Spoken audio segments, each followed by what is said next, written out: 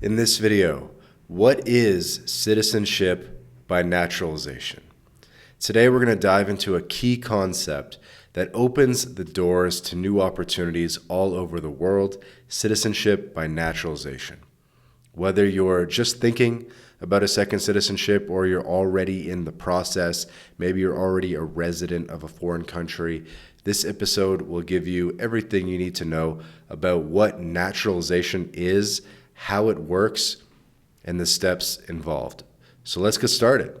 First of all, what is citizenship by naturalization? Because there are lots of ways to get citizenship in a country, of which naturalization is one and is the focus of this video. So simply put, it's the process by which a non-citizen of a country can become a citizen after meeting certain legal requirements. This is different from citizenship by birth or descent, which you get automatically. Naturalization is usually the path for people who move to a new country and want to fully integrate by gaining the same rights as native-born citizens. It's common for those that have lived in a country for a number of years, often 5 years, but it differs, have good understanding of the language, the culture, and meet other residency or legal criteria to eventually become naturalized citizens. This opens up opportunities for them to vote, to work, to travel with that country's passport, and even pass on citizenship to their children. So, what are the basic requirements for naturalizing? Each country has its own rules, but here are some of the common things that you'll see and common requirements that you'll need to meet. One is residency requirements.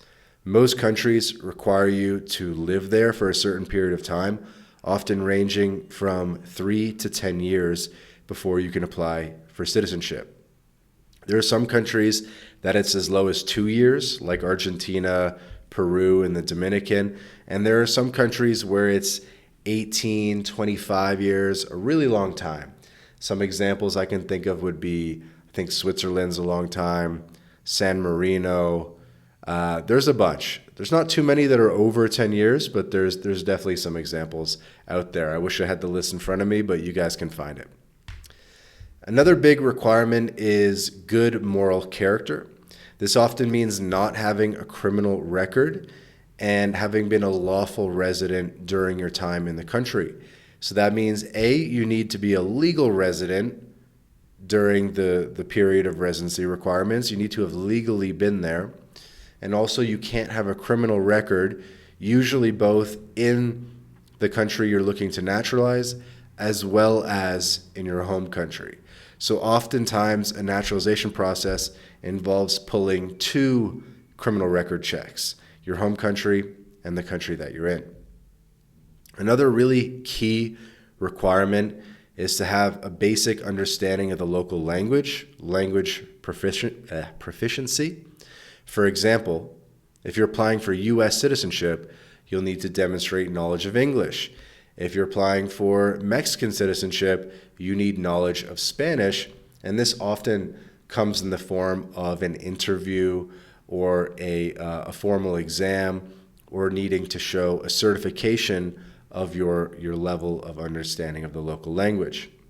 And some countries that have multiple languages, sometimes they say you only need to know one. So in Canada, maybe you might be able to get away with only knowing French, or in Switzerland, maybe you only need German but not French or Italian. So lots of ways that it can play out, so it's a little bit country dependent there. Number 4, in terms of requirements, knowledge of the country. Some countries require you to pass a civic or history test to prove that you understand their political system, history, and constitution. Okay, and these tests, by the way, range from pretty easy to really difficult. The Peruvian test, people talk about as being very difficult. The Mexico citizenship test, people talk about being really difficult.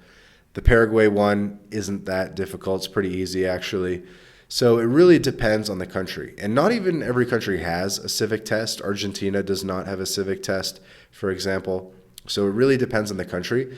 But I think this is overlooked because a lot of people think, oh, I can just go to Peru for 2 years and then become a citizen. And it's like, well, the citizenship test is pretty real. Like, it's a hard test. It's obviously in Spanish, so your Spanish has to be good.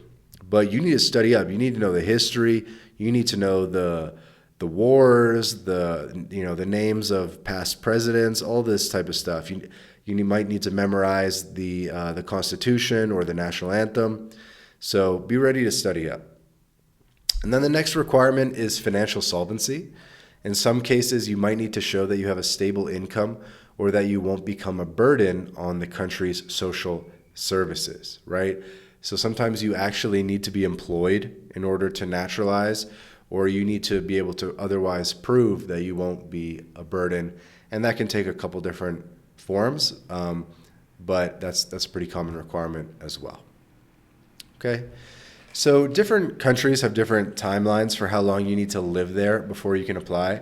For example, in the US, you need 5 years of continuous residency, while in Spain, it can be as short as 2 years if you're from certain countries like those in Latin America, but for non-Latinos, it's 10 years, right? So for Spain, it could be 2, it could be 10. So these things are actually very dependent on a lot of factors and depends on the country quite wildly. Now, let's talk about the actual process of becoming a naturalized citizen, because it typically involves a couple key steps. Number one is the application. You'll start by submitting an application for naturalization to the government agency that handles citizenship in your country. Along with that, you'll need to submit documents like proof of residency, your passport, and other legal papers.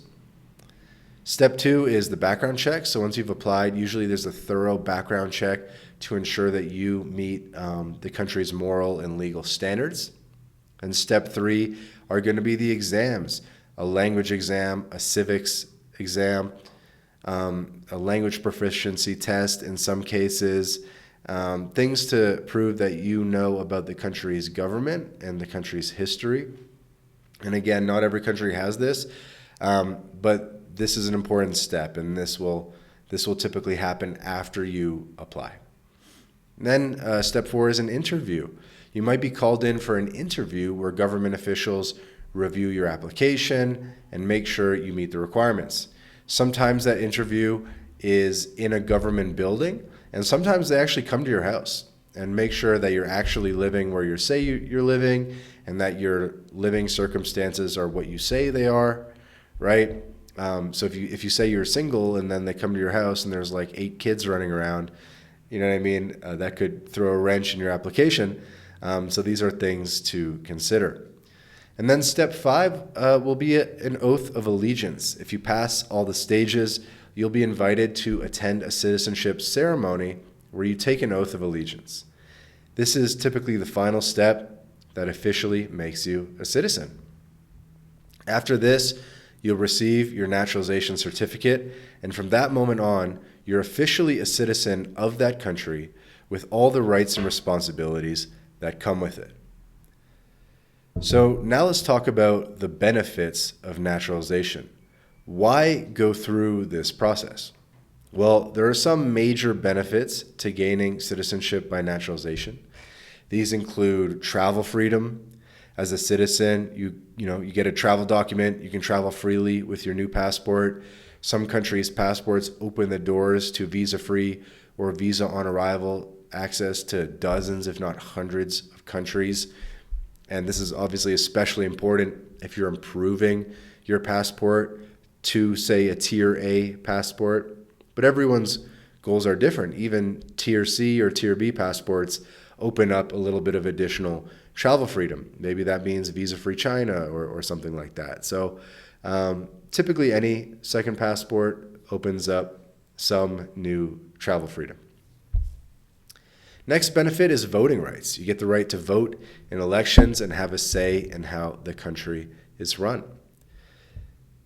Benefit number 3, access to government benefits. As a citizen, you might qualify for benefits like Social Security, healthcare, and education that are only available to citizens.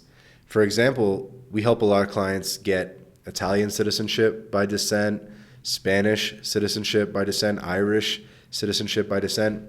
And what's cool is that opens up access to, say, study anywhere in the European Union. And so for Americans, when you're comparing, hey, I could study in the US for $60,000 a year, or as an Italian descendant, an Italian citizen, I could go anywhere in Europe, I could go to whatever, Amsterdam, and study basically for free and get just as good of an education.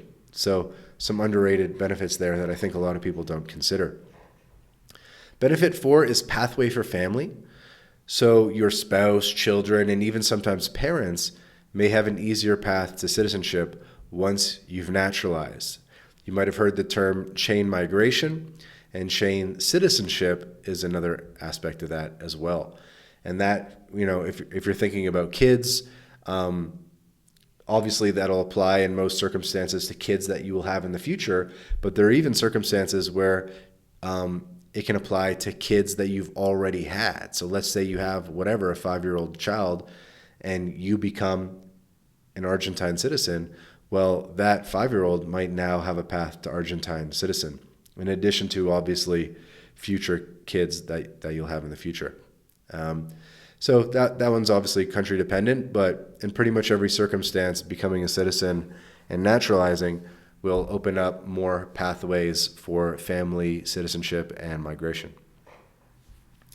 Benefit 5 would be full legal protections. As a citizen, you're entitled to the full protection of the country's laws, whether at home or abroad. This can also mean consular protection as well. This means you can use the country's embassies when you're abroad. So lots of benefits there. Now let's talk about some challenges and things to consider. Of course, it's not always a smooth or easy process. There are challenges like lengthy wait times. In some countries, the process can take years. Even after you've met the qualifications and you've met the residency requirements, just the application and approval process can often take years. Another challenge is the strict requirements. So if you don't meet the language or the income standards, that can be a roadblock for a lot of people. Another challenge is dual citizenship. So some countries don't allow dual citizenship, which means you might have to give up or renounce your original citizenship. And that's something that you should know going into these things. Like, you don't want to go put in the time, put in 5 years in the country only to find out that you have to renounce your original citizenship if you don't want to. So that's something you need to consider from the get-go.